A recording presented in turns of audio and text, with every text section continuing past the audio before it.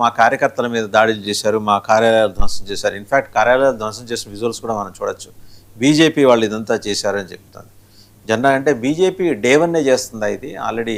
అంటే వాళ్ళు కూడా ఆర్గనైజ్డ్గా ఇలాంటి గుండాయిజానికి పాల్పడుతున్నారా బీజేపీ వాళ్ళు కూడా? ఇప్పుడు నిన్నటిదాకా ఆవిడని తిట్టి ఇవాళ వీళ్ళు అదే చేస్తే ఆవిడకి బీజేపీకి తేడా ఏంటండి?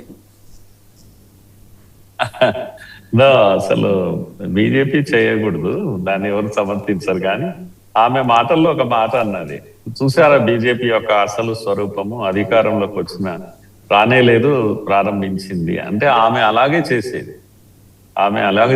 కనుక మిగతా వాళ్ళు కూడా అట్లాగే చేస్తారు అని తను అనుకుంటుంది పాపం.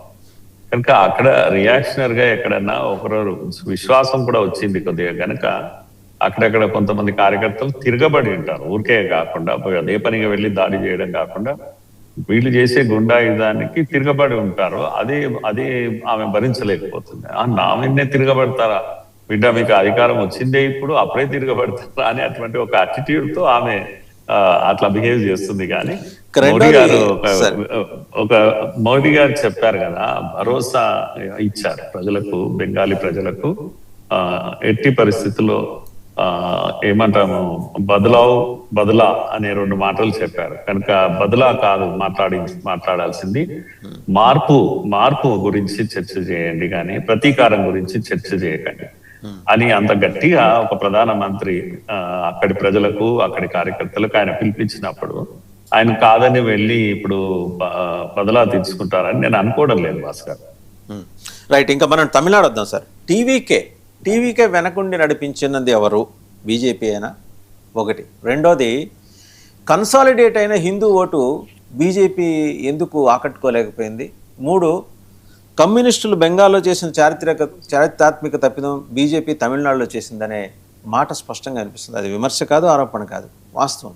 అన్నామనే లాంటి ఒక ఫిరంగిని పక్కన పెట్టేసి అన్నాడీఎంకే నుంచి తెచ్చుకున్న ఒక మహేంద్రని తీసుకొచ్చి పార్టీ అధ్యక్షుని చేస్తే వాళ్ళ ద్రవిడ భావజాలం నుంచి వాళ్ళు బయటపడకుండా, ఇందాకే చెప్పారు పళనిస్వామి మెంటాలిటీ ఏంటి, ఆయన సైకాలజీ, ఎందుకు ఈ ఘోర తప్పిదానికి బీజేపీ పాల్పడింది? ఒక అద్భుతమైన అవకాశాన్ని ఎందుకు చేజార్చుకుంది?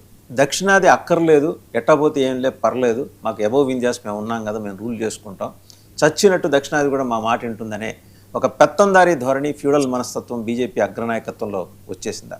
కన్సాలిడేట్ అయిన హిందూ ఓటుని ఒక క్రిస్టియన్ పార్టీ ఎత్తుకుపోతుంటే బీజేపీ ఆడియన్స్ గ్యాలరీలో కూర్చొని లేదా నిస్సహాయంగా చూస్తుందా?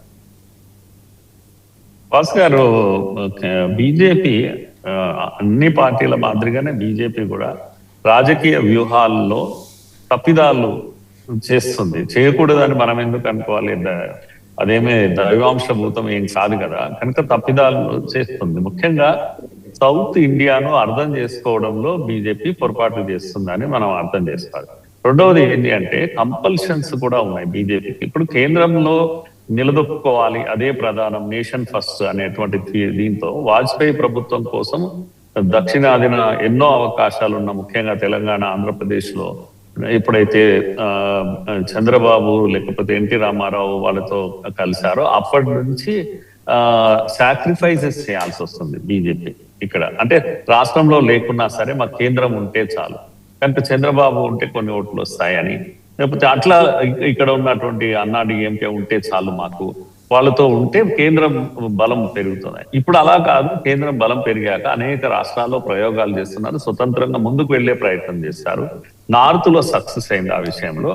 సౌత్ లో ఇంకా రీప్లేస్ చేయడానికి ధైర్యం సరిపోవడం లేదు. ఎంత మహారాష్ట్రలో శివసేనను కూడా వదులుకొని ప్రయోగాలు చేశారు, కానీ సౌత్ కు వచ్చేసరికి ప్రయోగాలు చేయడంలో, అంచనాలు వేయడంలో తారుమారు అయిపోతున్నారు. ఇక్కడ ఉదాహరణకు ఎంత స్లిప్ అయిపోతుంటారు, తప్పు ఎలా చేస్తారు. తెలంగాణలో ఉదాహరణకు బాగానే ఉన్న పార్టీ కదా, మరి కిషన్ రెడ్డి గారిని తీసుకొచ్చి ఏం సంకేతం ఇచ్చారు అంటే, అనవసరంగా అదేంటి కేసీఆర్ ను గట్టిగా ఎదుర్కోవడం వల్ల కాంగ్రెస్ కి అవకాశం ఇస్తున్నాము, కేంద్రానికి సీట్లు తగ్గుతాయి, కాంగ్రెస్ కి అవకాశం ఇవ్వద్దు, ఇస్తే టీఆర్ఎస్ వచ్చినా పర్వాలేదు, అందుకే కవితను అరెస్ట్ చేయలేదు, అధ్యక్షులు మార్చారు. చివరకు అంచనా ఎక్కడ పోయింది అంటే, గట్టిగా నిలబడితే బీజేపీకే వచ్చేది. అంటే వ్యతిరేకత టీఆర్ఎస్ మీద ఎంత ఉంది అంటే అది అంచనా వేయడంలో ఫెయిల్ అయిపోయారు. ఇప్పుడు ఇక్కడ కూడా అంతే కదా, అన్నామలైతో ముందుకెళ్తున్నటువంటి పార్టీ ధైర్యం సరిపోలేదు. మళ్ళా ఎక్కడో ఒకసారి కిందికి దిగి వచ్చేసి అన్నా డిఎంకేతో ఉండాలి, ఇక్కడ డిఎంకే అన్నా డిఎంకే అంటే ద్రవిడ రాజకీయాలే నడుస్తాయి, నాన్ ద్రవిడ కుదరదు అని చెప్పేసి అనుకున్నారో ఏమో బహుశా.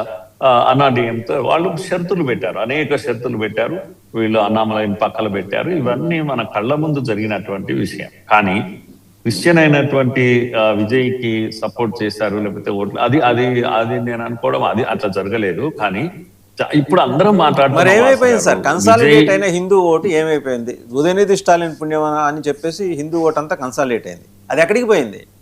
బంగాళాఖాతంలో కలిసిపోయిందా?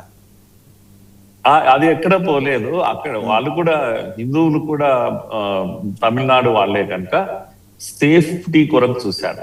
మొదటిసారి తమిళనాడులో స్వతంత్రం వచ్చాక నాన్ ద్రవిడ పార్టీ అధికారం ఆయన అక్కడ ఫోటోలు పెట్టి పూజలు చేస్తుంది, దాంట్లో పెరియార్ బొమ్మ కూడా ఉంది sir. How come he becomes non Dravida? ఒకటేమో ఆయన పార్టీ పేరులో ఎక్కడ ద్రవిడ లేకపోవడం ఒకటి. తెలివిగా అతను మనం అనుకున్నంత అమాయకుడు కాదు విజయ్ అనే వ్యక్తి. తమిళ వెట్రిగా కజకం అని చెప్పేసి తమిళ సెంటిమెంట్ ని పెట్టారండి. ద్రవిడ తీసేసి తమిళ్ పెట్టాడు. ఎట్లయితే తెలుగుదేశం పార్టీ ఇక్కడ లోకల్ సెంటిమెంట్ తో వచ్చిందో, ఎట్లయితే టిఆర్ఎస్ తెలంగాణ అనే లోకల్ సెంటిమెంట్ తో వచ్చిందో, అలాగే తమిళ్ అనేటువంటి సెంటిమెంట్ ని ఎక్కడ పక్కకు పెట్టలేదు. ఆ విధంగా ఆయన సడన్ గా వచ్చినటువంటి వాడేమి కాదు. ఆయన చాలా ప్రిపరేషన్ తో ఉన్నాడు. ఆయన వెనక చాలా పెద్ద పెద్ద వాళ్ళు పనిచేస్తున్నారు. చాలా వ్యూహాత్మకంగా ముందుకెళ్తున్నాడు. 2009లోనే ఆయన ఫ్యాన్ క్లబ్ ఏర్పాటు చేశాడు. 1.5 crores ఫ్యాన్ క్లబ్ ఉన్నటువంటి ఏకైక నాయకుడు ఆయన మొత్తం దేశంలోనే. అంత బలమైనటువంటి ఫ్యాన్ క్లబ్ ఉంది. అప్పట్లోనే లోకల్ బాడీ ఎలక్షన్ లో వాళ్ళు కంటెస్ట్ చేశారు. చాలా వ్యూహాత్మకంగా వస్తున్నాడు ఆయన. ఆషామాషిగా ఏం లేదు. వీళ్ళు కూడా కొన్ని తప్పిదాలు చేశారు. విజయ్ అదేంటి యాక్సిడెంట్ జరిగిన దాంట్లో కేసులు పెట్టారు. ఆయన సినిమాను విడుదల కాకుండా అడ్డుకున్నారు. ఆయన ఢిల్లీలో పిలిపించి కేసు కొరకు ఢిల్లీ పిలిపించి ఆయనను మారల్ ఇది చేద్దామంటే ఆయన పెద్ద ప్రదర్శన చేశాడు. తమిళ ప్రజల్లో నిజంగా రియల్ హీరో అని అనిపించుకునే ప్రయత్నం చేశాడు. వారు చెప్పినట్టుగా మేనిఫెస్టో చాలా ఏదైనా ఫ్యూచర్ గురించి తర్వాత చూద్దాం, ముందైతే ఇచ్చేద్దాం వాళ్ళకన్నా అనే పోటీలో ఉన్నారు. మహిళలకు బంగారు ప్రకటించారు. ఇవన్నీ చేశారండి ఆయన. వేరే పార్టీలు ఎవరు చేయలేని పనులన్నీ ఆయన చేశాడు. అమాయకంగా వీళ్ళు నిలబడ్డారు. ఏఐడిఎంకే అమాయకంగా ఉంది, కానీ విజయ్ అన్నాడు కూడా అమాయకుడు ఏం కాదని. చాలా అసాధ్యుడు, పచ్చి రాజకీయ ఇవి అన్ని ఉన్నటువంటి వాడు. అంటే వెనకాల ఎవరో అదృశ్య శక్తి ఆయన నడిపిస్తుంది, చాలా అద్భుతంగా నడిపిస్తుంది. మీరు చూసారా, అందరూ ఎగ్జిట్ పోల్స్ లో ఆయనకు వ్యతిరేకంగా ఇచ్చారు. ఒకరెవరు బాగా ఇండియా మాత్రం ఆయన వాళ్ళు ఇచ్చారు కదా. 98 నుంచి 120 మధ్య వస్తాయన్నారు. తర్వాత ఒక మాజీ ఐపీఎస్ అధికారి రవి గారు చేసిన దాంట్లో 121 సీట్స్ వస్తాయి, 41% ఓట్లు ఆయన సెక్యూర్ చేసుకుంటాడు. అందరూ నవ్వారు ఆయన ఆ ప్రిడిక్షన్ ఇస్తే. విజయ్ గారికి ఈ విషయం ముందే తెలుసు గెలవబోతున్నాను. అందుకే ఆయన అంతవరకు ఎన్నడూ మెసేజ్ ఇవ్వని వ్యక్తి దేవాలయాల చుట్టూ తిరిగాడు. ఎందుకంటే నేను రూల్ చేసేది ఉంది, అందరిని కలుపుకోవాలి కనుక అనేక దేవాలయాలను విజిట్ చేశారు. ఎంత పగడ్బందీగా ఉన్నాడు. ఎక్కడ హిందూ దీన్ని తిట్టలేదు. ఎందుకంటే అక్కడ స్టాలిన్ కుమారుడు చేసినటువంటి తప్పిదాన్ని తాను చేయకూడదు అని అంటున్నాడు. ఇంకో విషయం ఏంటంటే జెన్జీ, మనమందరం మన దౌర్లోనే ఉన్నాం, కానీ జెన్జీ ఏం చూస్తుంది తెలుసా? రేపు రాబోయే ముఖ్యమంత్రి క్యాండిడేట్ ఎవరు డిఎంకే అంటే ఉదయనిధి ముఖ్యమంత్రి కాబోతున్నాడు. ఇక్కడ ఎవరున్నారు? విజయ్ ఉన్నారు. ఇద్దరు సినిమా హీరోలు ఉన్నారు. ఇద్దరు కూడా వెండితెర పైన విజయ్ చాలా ఎక్కువ అభిమానులు కలిగినటువంటి వాడు. రెండవది ఉదయనిధి హిందువులను తిట్టాడు కనుక గింగి అన్ని తిట్టాడు కనుక హిందువులు ఆక్రోశంతో ఉన్నారు. కనుక యూత్ అండ్ పర్టికులర్ గా యూత్ అంతా కూడా ఒక్క సైడ్ వెళ్ళిపోయారు, విజయ్ సైడ్ వెళ్ళిపోయారు. అలా చూస్తే నేను ఏమంటున్నా అంటే విజయే చాలా వ్యూహాత్మకంగా ఉన్నాడు. డిఎంకే అన్నా డిఎంకే కన్నా ఎక్కువ వ్యూహంతో, చక్కటి వ్యూహంతో అడుగులు వేసినటువంటి వాడు విజయ్. అంచనాలు వేసేవాళ్ళు తప్పు చేశారు, కానీ ప్రజలు తప్పేం చేయలేదు. యువత జెన్జీ కంప్లీట్ గా ఆయనతో వెళ్ళిపోయింది. అయితే ఏది ఏమైనా మొదటిసారి ద్రవిడ రాజకీయాలకు తమిళనాడు దూరంగా వెళ్ళిపోతుంది. కొత్త తరహా రాజకీయాలను తమిళ ప్రజలు చూడబోతున్నారు. ఇది మనం గమనించాల్సింది. కల్నరావు గారి దగ్గరికి కల్నరావు గారు, తమిళనాడు ప్రజలు పెనంబించి లేచి పొయ్యిలో పడ్డారా? ప్రత్యేకించి తమిళనాడు హిందూ సమాజం.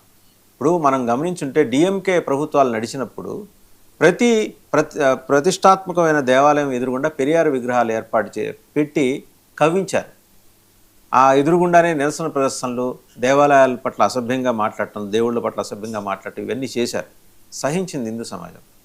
ఈరోజు ఆయన కూడా పెరియార్ ఫోటో పెట్టుకున్నాడు. How come is different from DMK or AIADMK అండి. ఆయన వచ్చి అక్కడ ఆయన వ్యక్తిగతం అది. పెరియార్ని పూజించడం, లేకపోతే ఆరాధనాభావంతో పాలాభిషేకాలు చేసుకోవటం, అవన్నీ ఆయన వ్యక్తిగతం, ఎవ్వరూ కాదండి. బట్ ఆయన ఒక రాజకీయ పార్టీ పెట్టిన తర్వాత కేవలం పెరియార్ సంబంధించిన నాస్తికవాదాన్ని నమ్మేవాళ్ళు, హిందూ విద్వేష భావజాలాన్ని వ్యాపింపజేసేవాళ్ళు మాత్రమే ఆయన పార్టీలో ఉండాలనుకున్నాడా, లేకపోతే హిందువులు కూడా తమ పార్టీలో ఉండొచ్చని భావించాడా?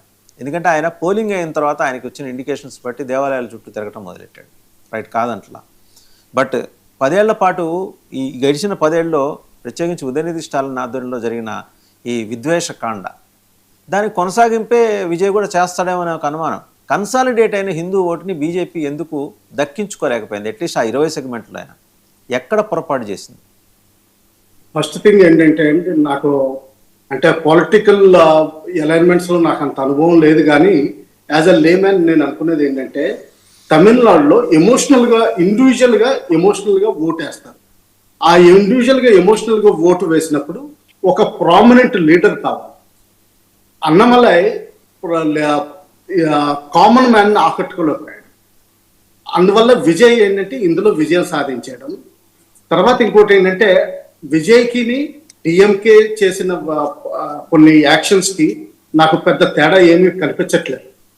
మీరు